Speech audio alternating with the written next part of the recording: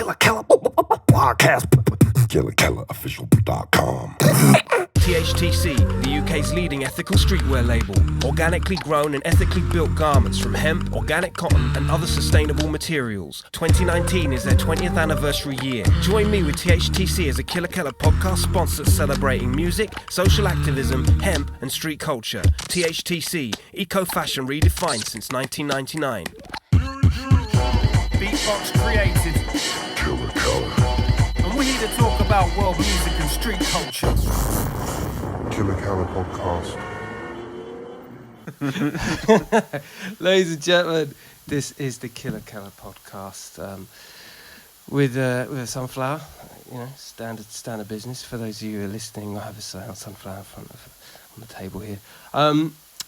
Central London, or central as you need to be, live and direct. Don't forget to subscribe. I repeat, do not sleep on my repeat. Big shout out to our friends, Graffiti Kings. And to the right of me is a man I've known for at least 20 years. I'd say longer than that, man. Yeah, I mean, it's kind of embarrassing, isn't it? Like, in a way, let's just not talk about how long I've known you, man.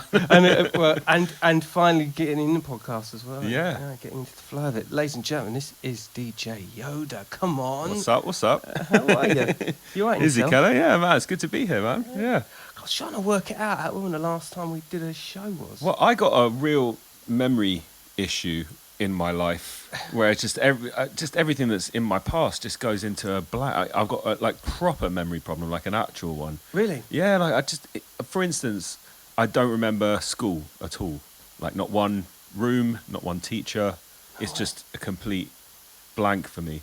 And it happens with work too, because I've been DJing for 25 years. Yeah. And more often than not, I'm playing at a club or a festival. It kind of blurs into one. So something like, when was the last time I saw you? I haven't got a clue, man. Like, you can tell me and it might sound familiar or not, but there's no way I would remember that. No way. I mean, that's mad to think that you kind of lose perspective on like a whole chunks. Yeah. I just live in the present, man. I'm like a goldfish. Just like, hey, you know what? That ain't a bad thing. It's not either. such a bad thing. No. Like, sometimes it's crazy when I hook up with friends and they're talking about stuff that's happened. I'm like, it sounds just like a story that happened to someone else when people are telling me stuff that I've done. So that's a bit weird. But there is something to be said for just like, I'm going to focus on today. Like, what am I trying to achieve today? That is so cool. I really admire the people that can kind of live in the now. It's just it's a whole philosophy, isn't it? That's that's what a lot of people say is the best thing to do, is the power of now, isn't it? You concentrate on the moment. So there's something to be said for it. Yeah, the spirit of youth. Yeah. Well, that being said, though, in front of me, though, again, if you're listening on audio, jump on television and check out this on YouTube. But there is a tape in front of us here, which I've got to say is fucking sick, man. Like, it's like 20 years of DJ Yoda mixes, but not just in a tape form. This is one of the USB business that I've synced up in the past, but I've known a mate that has actually got one done. And it's shaped like a tape cassette, and then you open up a USB from it. But that's what started me off was tape cassettes, so that it felt natural to provide it in that format. And that's like I just said to you, man, that's like my life's work in one handy little USB. That is fucking beautiful, isn't it? It's nice, satisfying, man. It's really satisfying, especially because there's like 20 years, 20 mixes, and you just to be able to hold something physically and it not be in the last few things I've released, the last few years, everything's just kind of in the digital ether. There's no there's no centralized place. There's no actual thing to pick up and hold. So that feels good to have that, man. Yeah. I'd say I'd miss it. I tell you what it is about having something to hold. You really do put a lot more value on the thing. And it's like, I don't know, man. It's like, for us, it's a whole different thing. Like, we remember it. Yeah, that you got the power of the nostalgia. Yeah. And I guess you kind of conditioned a certain way. Like, I got a tape player in my car, a cassette player, and I keep all my cassettes that I had as I was a teenager out, and I use them every week. Oh, you're so lucky. Yeah, so I just listen to tapes when I drive around. Like, that's the way. That's my favorite way to listen to music, more than even vinyl. Like, it's just to me, it's really hip hop. It's just it's the best format for hip hop. So hip hop. Yeah. And also, I love the warmth that it's a kind of like real condensed, crunchy warmth. Yeah, you get a lot of hiss, but I like that hiss. I love the you hiss. get you have to like rewind or fast forward if you're trying to get past a track, which is annoying, but that's good because it forces you to like make your way through an album or something like that. Cool as fuck. It's just it's a good way of listening to stuff, and as useful as it is having the digital era, it's overwhelming. Like, and sometimes I'll sit in front of it and just be like, okay, I can now listen to anything ever. Yeah. That's a bit much because Brain I like freeze. so much different things. Like, where do you even start with that? Yeah. So, yeah, to limit yourself somehow is great, and that's why I like having a record collection. Yeah. I like having a tape collection because it's somewhere to start, you know. Yeah. Yeah. It's almost like it's your first platform step, isn't it? I remember having so many tapes back in the day, and I used to love the like as the name suggests with your mixes, cut and paste. I used to love the the approach of like, well, I'm going to record that, and then I'm going to stop it, and I'm going to just go straight into something else. Yeah. And then you listen back in retrospect, and you're just like, oh, that's when I was thinking. That was the I way, don't like way that my tune brain was anymore. thinking. Yeah. And that's how I started making those cut and paste mixes, was with a record and a pause button, and that pause button, you're like, I'm bored of it after this chorus, pause. Yeah. And then exactly, and that's how I made the first How to Cut and Paste mix. About the first few of them, there was no computer. It was a 4-track cassette recorder with a pause button, and that's how I recorded my scratches. Pause, don't like that bit. Rewind, copy over it. It's just like I say, cassettes are just great, man. I love them. Yeah. 100%. Is this, as 20 years go, is this a mix a year that you're saying that you've? Yeah, pretty much. I mean, it wasn't like as organised as I was doing them, but by the time I did a kind of, I look back at all the mixes I'd ever done, and it kind of worked out like that. There was a few that I didn't want to put on there because I didn't think they'd standed the test of time very well. There were others that people didn't know about so much that I did want to put on there. But I realised, oh shit, I've been making like a mix a year. That's what I've been doing. That is just crazy when you think about it, because I remember we kind of jumped into the same, Dragon's layer of releasing records at the same time as each other, pretty much. Yeah. I remember when Permanent Marker, my first album, came out. Your album had first come out. Yeah. What was that, like 2001 or something? Yeah, totally. And Yeah. I do recall that you had a real kind of presence that transcended a lot of DJs. There was a clear like novelty factor, like there was with me with beatboxing on an album, but you'd somehow like managed to kind of separate yourself from and make a record. Do you know Well, what I it mean? took me a while to kind of figure out how to get my head around that, and I actually, looking back on it, like the problem with me with my first album, the one we're talking about, was it felt a little bit too much like a mixtape by the time it had finished. And I think there was probably people that heard it that thought it was a mixtape, didn't even think it was an album, because I had like, I don't know how, there might have been 30 songs on there and loads of skits, and there's the way that I was making mixes as well. So it took me like album 2, album 3 to get my head around, okay, an album's a different thing. I've got to really like focus on the songs, and like, I've tried to steer clear of skits since then, just as a way to kind of like differentiate albums to mixtapes. Yeah. But Do you remember yeah. those skits back in there, like Vadim and the Next Men and Unsung Heroes, all these guys, the producer guys? Yeah. They used to love a good skit. Skits was the thing. We were doing skits on mixtapes, me and Dan Greenpeace. Like, that's just a hip hop, man. That's like, it was copying De La Soul and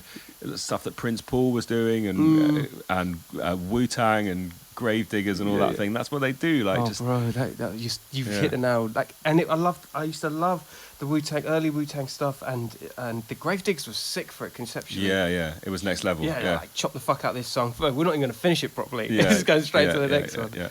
But it's, to me, like, it taps into that whole thing of like music being entertainment, and that was always my thing from the start. Was like, there's a lot of people that take music, especially in hip hop, in the way that we came out, they were very serious about it, very straight faced about the whole thing. And to me, I was like, what is this ultimately? It's music that you're dancing to in a club on a Saturday night, or it's music that's for you to play, when you're in your own time. Do you not want a smile on your face? Like, is this not entertainment? So the skits thing was like, it's jokes, isn't it? Like, and I like music that puts a smile on your face. As much as I like kind of, there's a space for like darker stuff as well, but it just comes more naturally to me to try and do something funny or fun. And I've always really like equated stand-up comedy to DJing. The two things are, I think that's the most similar two jobs. Ooh, elaborate. Yeah. Elaborate. No, are you talking from like a standing up one man kind of? Oh, from every performance? perspective, not Right. even like from the lifestyle to the way that you construct Oh my the God, stuff yeah, that you're dude, making. it's true. You're taking the audience on a journey. You want to drop. You want to like a build. Yeah. You want a peaceful bit. You want to end on a big bit. But yeah, the way that you live, you're traveling around, Totally. sound checks, clubs, drunk people in front of you. Yeah. It's- Heckling. if yeah, your heckling. Mixes go wrong or some Yeah, shit. it's the same. And you know, there was one tour I did. I mean, this was about 10 years ago or something, where I thought, you know what? I'm gonna, instead of having a DJ support me, I have a comedian support me. So this fucking brave comedian, Carl Donnelly, came on tour with me. We turned the music off in the clubs, and he did straight stand up for like half an hour before I came on. Stop. Yeah, it was mad. What do I know about this? That's crazy. And how did it go down? It was really mixed. Some places he crushed it, other places it was a disaster. You know, He went in. that's why I call him Brave Man, because like not anyone would have done that, and he gave it his all everywhere. And I mean, to really be honest, like I felt a little bit like the more, how can I put this, cultured a crowd was, that it really worked. Yeah. And places where that wasn't so much the vibe, people were like, turn the music back on. You know? shit. Yeah, hardcore. I can imagine that. Yeah, but it was really interesting, and it was just, you know, that's always been my thing, just try stuff out, you know, just to keep it interesting. Yeah. I'd rather have a failure that's something that no one's done before than just cruise and do the same thing every year. And that's how I've carried on this long, is just try something different every year. Oh, when I think back to those times, actually, yeah, let me just rewind for a second. So, for those of you that don't know DJ Yoda, because we're international with this motherfucker. For those outside looking in, Yoda is clearly, in my mind, one of the pioneers of kind of not only the kind of cut and paste aesthetic, putting it onto album, but also visually. One of the first VJs I remember, bro. Like, you actually did the cut and paste and did it visually. You made the whole thing a massive performance piece.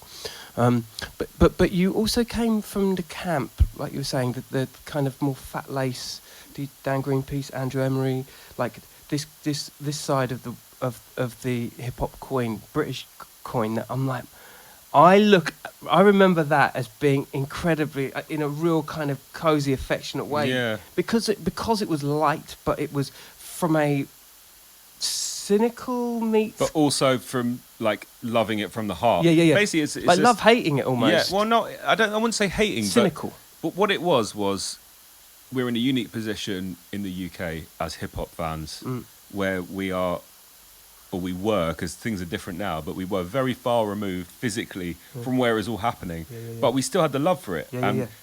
and all-encompassing love for it from every aspect of the culture. That was, we 100%. lived, breathed, slept, shat hip hop in the same way that someone in New York might have done. But we were so disconnected from it physically that basically you can afford to have that level of criticism about it, and also that with the kind of British sense of humor. That's it. Yeah. That's the thing that like Americans don't really get sarcasm, do they? So I think when you're saying cynic, I think you mean sarcastic, really, or something like that. It's that Sarcastic, British yeah. way of like Sarcasm. being able to take the piss. Like That's the one. you call someone that you love a dick Yeah. in England. That's just what you do. Yeah. It's the way that we do things. But it also fell at a time of shiny suits and all that kind of. It was a transition of like backpacker hip hop with British hip hop, and there just felt like a huge disconnect. Where Hip Hop Connection had to report it, Yeah. you guys were almost like that, but times 10 in more your independent ethos. Yeah. You really stood Well, there's for the always been classic. a strain running through hip hop. If you really love the kind of purist kind of hip hop, there's always been something to love in every era.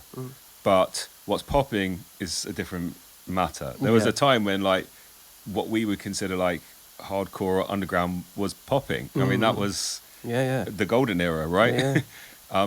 But yeah, you're talking about that the time of Mace and Puff Daddy and all that. Whilst all that was happening, there was a whole different. There was stuff to love, Yeah, totally. but there was stuff to take the piss out of as well. And that's what Yeah. happened. The sarcasm really shot through, and it's like, you know, sometimes you get into real kind of heated like articles on in Man, the some of magazine? it was like, luckily I wasn't involved in some of the more dangerous bits, but there were dangerous bits. Yeah, man. yeah, There was, yeah. yeah, there are stories, you know, that especially when the rest of the guys from Fat Lace spent time in New York and in America, like some of the stuff they'd written, it came back to bite, you know. Really, It would culture do. clash. Yeah, it would Yeah. do because people wouldn't get it. But yeah, that's what we came up with. Is just like taking the piss out of something because we loved it, and then at the same time, like trying our hardest to do cool stuff with it. Yeah. So yeah. You had a real brand affiliated with it as well. And I remember when I first saw your early mixtapes that came out through Fat Lace, I really felt like you guys had met like this really cool brand.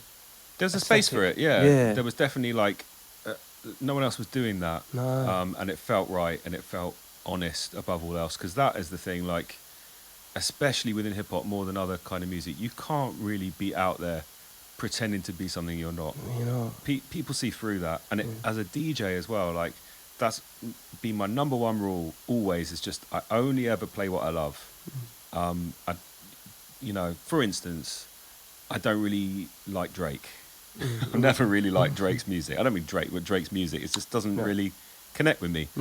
So I won't play it. I will never play a Drake song unless I like it. Unless you like it. And there hasn't been a Drake song that I like, so I don't play it when I DJ. And I just try and maintain that honesty with everything that I do. Like, what is the point of working for this long doing something if you're working with stuff that you're not into? I couldn't agree more. Yeah.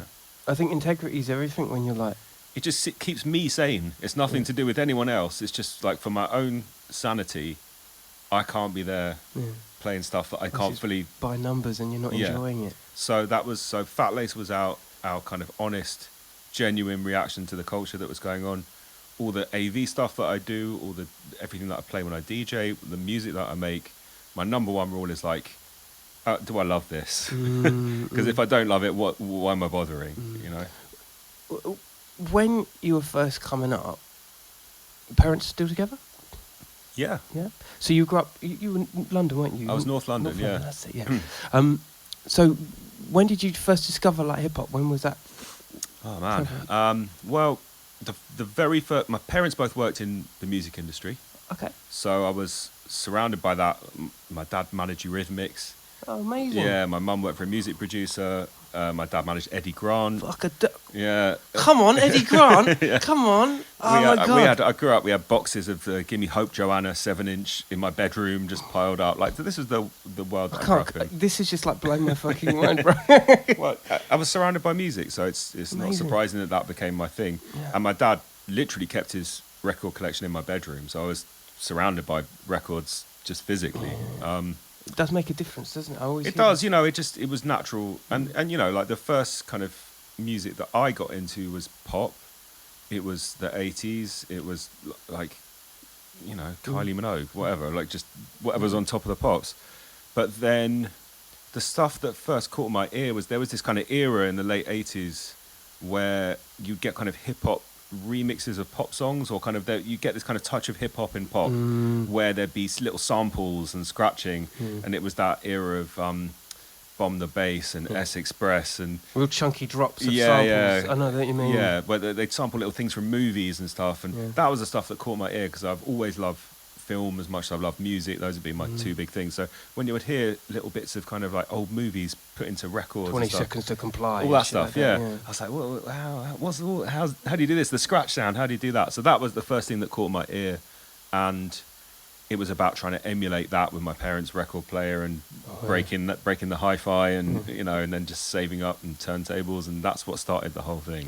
Your pops must have been like, what the fuck? Well, it's a different world because I say like I was surrounded by his records. His records were all like psychedelic 60s white music, basically. Hawkwind kind of stuff. Yeah, or just not my thing. Yeah, I get you. So yeah, it must have been pretty mad for him. And I was like, Nana Cherry was what I liked. You know, Oh yeah, and that Buffalo Stance, like she definitely had like that's what it was. Yeah, yeah, that choppy kind of. that's what I'm talking about. That kind of pop, hip hop crossover thing.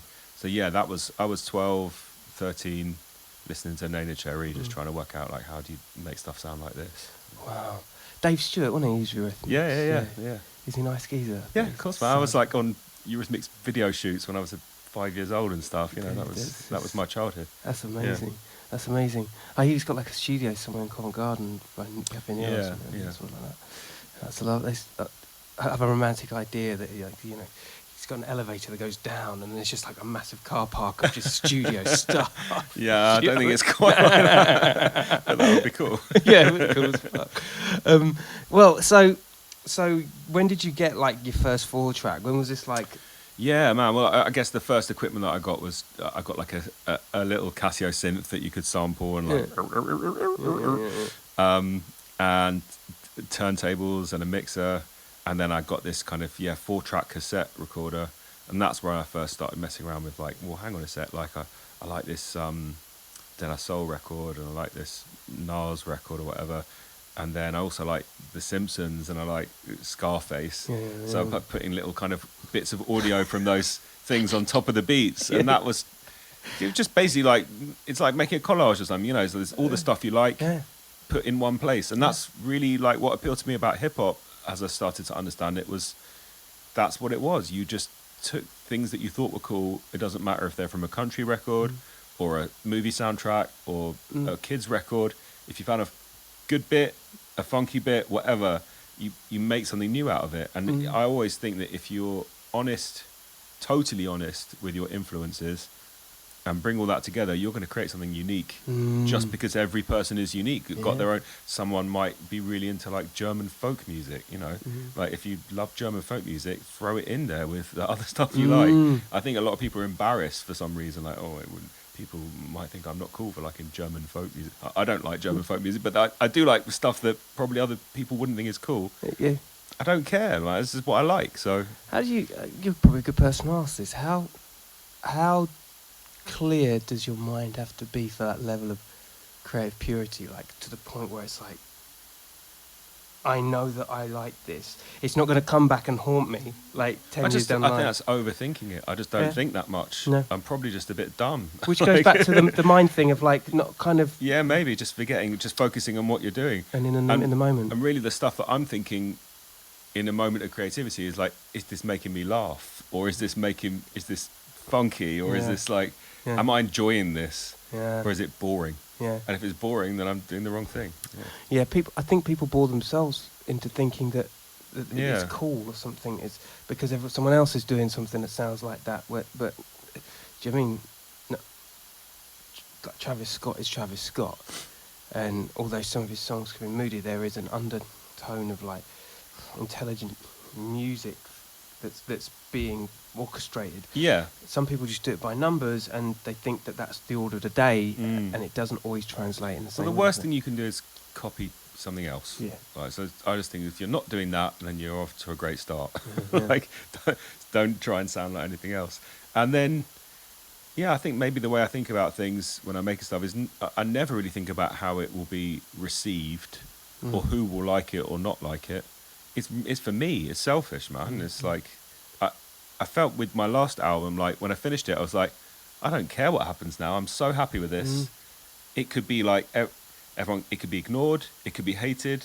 It could be loved. It makes no difference to me, man. I'm just so pleased that I've done what I set out to do, and I'm pleased with the end result of it. That's the end of the process. So what about actually, let me backtrack. Hold on. So with that in mind, what's the next step? If you've got something you love, but we didn't know Yoda at the time. Where to go then? What happens once you've got it ready? Well, for me, and a lot of this comes down to my kind of the ADHD element of my personality is I just need new the whole time. I can't retread. So a lot of this stuff comes in collaboration. So I'm like, like I could now collaborate with a brass band or with a classical orchestra or with a neuroscientist or with a street artist. It's about just bringing new stuff in because new stuff will be made out of that. So that's always to me the way to keep things interesting, keep it moving, and see what happens. That's crazy. So at that point when you've got a thing delivered and ready to go, like for a lot of new artists coming through, like nowadays it's like throw your hashtags out, throw your tunes out, just and do it more, daily. Do another one, and just knock the algorithms into people's lives. But that's a whole industry unto itself. It is, isn't it? And that's a whole, you could spend all day doing that instead of making stuff. Yeah. It doesn't interest me. It's so hard, isn't it, Yeah. to strike a balance when you think about the levels you have to. In an ideal world, you want someone doing that stuff for you if you're creative. I think I don't understand how people on their grind like that are making anything interesting because you've got to put so much crazy. of your thought into promotion. I get it because it's so hard. It's harder now than it's ever been. There's so much to fight against. There's so much noise to make any noise. I mean, I noticed it with the last album I brought out again. It's like there's no space for albums in this world, man. Like no one's got the attention span. There's no album reviews anymore. There used to be album reviews in all the papers. They don't even do that anymore. No one's got the time. No. So what are you going to do? Like stop? Like no, just carry on, man. But I know that I don't want to spend my day thinking about how can I promote myself. I do the social media that I do, but it comes when I say something on social media, it's because I want to say it. I just can't force myself to. It's a risky be road, that isn't dude. it? Yeah, it is, and I think it's really. I feel for people starting in this industry now, like trying to work out, well, how do I balance those things? I don't have an answer for that because it's tough. Yeah, I agree, and luckily we hark back to a time in our early careers where we didn't obviously have any of that, but we actually had to figure out other ways of thinking things through anyway. And thankfully, you garnered an awesome following and your audience yourself. I mean, that totally helps. I always think to myself, man, start right now, because now is no better time than any. And fail. Yeah, and fail if you have to. Fail as much as you can. Yeah. It's helpful, man. I still, every now and then I'll play a gig where there's no one there. And I appreciate that. I need that. Yeah. I would hate it if it was every week. Yeah. I don't think I could carry on like that. But if it happens once every few months, for whatever reason, I'd make the most of that time, man. That's a chance to play some tunes in a club that I don't normally play, hear what they sound like on a big system, try out some stuff I don't normally do. All this failure is necessary, man. You need it.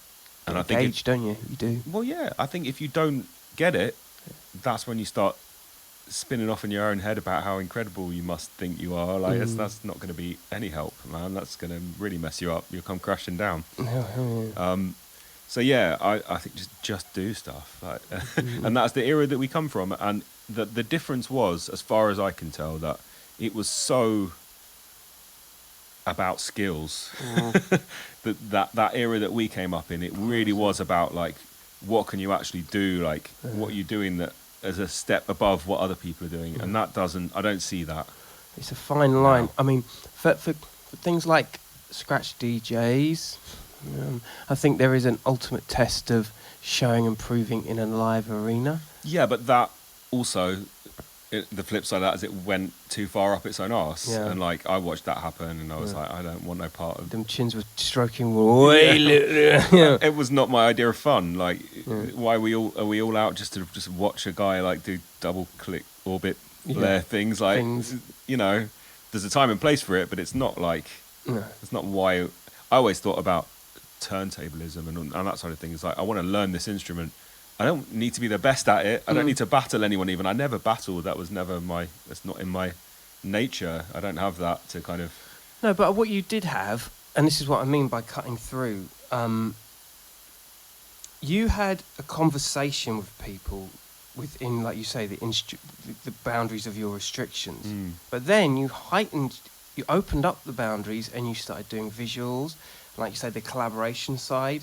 To me, it kind of it's almost like you personified, well, you put your message across what you wanted to within this, where other people would, like you say, stick to the scene, the genre, what's on trend within that niche. Yeah, well, that's what I was saying. Like, I always felt like I want to know how to scratch. I want to be able to play that instrument, but then I don't have any need to like prove that I'm better than anyone at just doing scratching. That's a different thing. That's about like, I want to be the best. No, but you upped your skill set. All I did was like, okay, now I've got that skill to a point where I can use it. Now it'd be interesting to try something different with it. Like you say, the video thing was really the big move for me, because I was throwing in all these kind of like samples from films and stuff anyway, and then the technology suddenly changed that you could scratch the actual movie itself, not just the sound of it. So I was like, well, that makes perfect sense. Crazy. For me, like I can do something with this, you know. And there wasn't kind of like YouTube ripper back then. Like you were having to go from the source, weren't you? Well, the very first thing I did with that was before you could even scratch the video was re-soundtracking movies. So we'd show like Ferris Bueller's Day Off, and I worked out a DJ set that worked with the whole film. So the song changed every time the scene changed, and it all made sense with the film. My God, that's cold. Did Wow. that with the Goonies as well. What did you do with the Goonies? Same thing. Like everyone sat down in a cinema, they played the Goonies, and I DJ'd along with the film. Oh my God. So that was that's my good. first like messing around with video and DJing, because I knew I wanted to like connect film and music somehow. So you went to cinemas and did this? Yeah. IMAX. Dude, man, that's crazy. Yeah. And then the tech came out that you could actually scratch the movie. So, and the first thing was the DVDJs. So you would put DVDs in like a CDJ and then scratch the DVD. Oh my God. It was a really clunky way of doing it, man. It was difficult. I remember like playing this Halloween show once. They wanted like an all scary movies AV show. And I had this kind of stack of horror DVDs. But the thing is with that way, it's like every time you stick a DVD in the DVDJ, you have to wait for all that shit at the start, you know, like warning and don't show this on oil rigs, and then get to the menu and then cycle to the scene that you need, and like, you know, it's a very slow way of doing stuff. Yeah. And when you're on a time, you know, and your song's running out on the other thing. So it was a mental way of doing things. But then the next stage after that was Serato, just Serato video, which is the way that I DJ anyway. So now these AV shows that I do, the aesthetic, the setup, is 2 turntables and a mixer. And it's beautiful, which is just right? perfect, man. That's like exactly what I need. But you definitely had like some techer followers, you know, people that were like, that appreciated what you were doing at the time, early doors with the technology that you were working with. There was a good kind of level of like people intellectually knowing how hard that was. Well, the point is to just try something new, and with that, you've sometimes got to use tech that people aren't using yet, or use it in a way that people... Because I still think with this kind of like AV stuff, I'm aware of who else is out there doing it. No one's doing it the same way. Still, I still feel like we're very early in the kind of like era of that stuff. We'll look back at this time and it'll be prehistoric. But some people are using it just for psychedelic, swirly, abstract stuff. I know, yeah. Some people are just playing music videos. Just play a Dr. And- Dre yeah, video yeah, and then totally. play a... But my thing has always been movies, clips agree. from films and YouTube and samples. The times I've seen you perform live, albeit like it would be either before or after my show, so I've already had a drink. Yeah. But I do remember like the amount of kind of processing that you've gone into like to make these things work, and it is like a bombardment. Like you've got a visual for every sample, and everything's I've got an going off arsenal, and now the way that I do it is it's like DJing. So I don't even have a... Well, it depends. Some of my AV shows have got a theme, but the ones that are unthemed, it's like DJing. I turn up, I kind of feel out the crowd, see if they like reggae. Okay, I've got reggae visuals. Damn. Oh, they like 30s music. I've got 30s music visuals. So it's just free, you know, like, and the tech allows me to do that, which is wicked, man. That is and I love incredible. That. Yeah. What's the sampling clearance of some things? Have you had like a situation? I'm sure we don't have to talk too deep into this session, to be fair. But like, is you know, there are any times where you're just like, oh yeah, maybe I shouldn't be doing that one because it's a little bit bait. No, it's illegal, but I don't think I'm a big priority, and the FBI aren't going to come and like bang No, up. I feel you. Yeah, it's just, I think if I was doing this stuff in arenas around the world on a different level, it might be an issue. But the level that I do it at, I don't think it is. Yeah, no, I mean, I feel know you. that because I've played to George Lucas. You know, George Lucas has been in the crowd. Oh my God. And then I got introduced to him at the end, and I thought, well, if I'm not getting sued after tonight, then I don't think I'm getting sued, man. Like, What do you say? It's pretty good, man. I love your DJ set, man. It's just like, yeah, you sure? Yeah. exactly. I'm like, don't lock me up. Yeah. So I don't know. It's a line to balance. I have to think about that stuff sometimes, but not too much. You must spend a lot of time like I guess like an avid Breaks fan or a This episode continues over on your favourite podcast platform. Don't forget to subscribe to us.